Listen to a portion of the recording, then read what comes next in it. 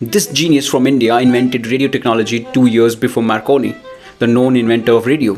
But Sir J.C. Bose was not interested in patenting his invention for the benefit of all humanity, and this costed him the Nobel Prize. The Institute of Electrical and Electronics Engineer, a New York-based international body, even called him one of the fathers of radio science, since the science behind radio technology was first explained by J.C. Bose. Not so surprisingly, Sir Jagadish Chandra Bose was one of the first to employ an interdisciplinary approach combining botany with physics to prove that plant also had life.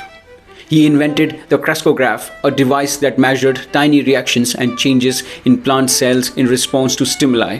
Sir Neville Mott, a British physicist who won a Nobel Prize in 1977 for his work in solid-state electronics, said, and I quote, "J.C. Bose was at least 60 years ahead of his time."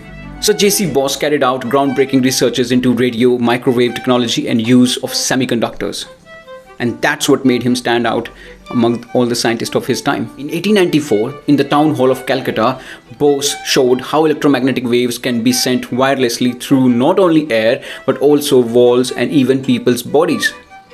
At a public meeting presided over by the Lieutenant Governor of Bengal, Sir Alexander Mackenzie, Bose transmitted a wireless signal from a lecture hall through 3 intervening walls and Mackenzie to a room where it rang a bell and ignited gunpowder. This experiment by Sir J.C. Bose was exactly 1 year before Alexander Popov transmitted radio waves between buildings at St. Petersburg University in Russia, and 2 years before Marconi demonstrated radio signaling to officials of the United Kingdom government. But Sir J.C. Bose was not interested in patenting his work. He wanted the whole humanity to benefit from the scientific research going on. Marconi used Bose's 1899 improved version of the coherer to receive the first transatlantic wireless signal. Marconi also applied for a British patent on the device that was not his, in which he did not even mention J.C. Bose's name. Marconi deliberately muddied the waters when presenting his invention at a lecture at the Royal Institute on 13th June 1902.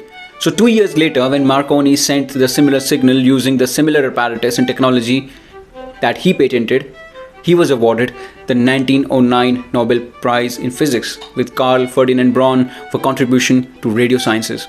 The work of the biophysicist Jagadish Chandra Bose, who in the last decade of the 19th century began manufacturing wireless devices operating in the millimeter range to conduct scientific experiments on plant sensitivity.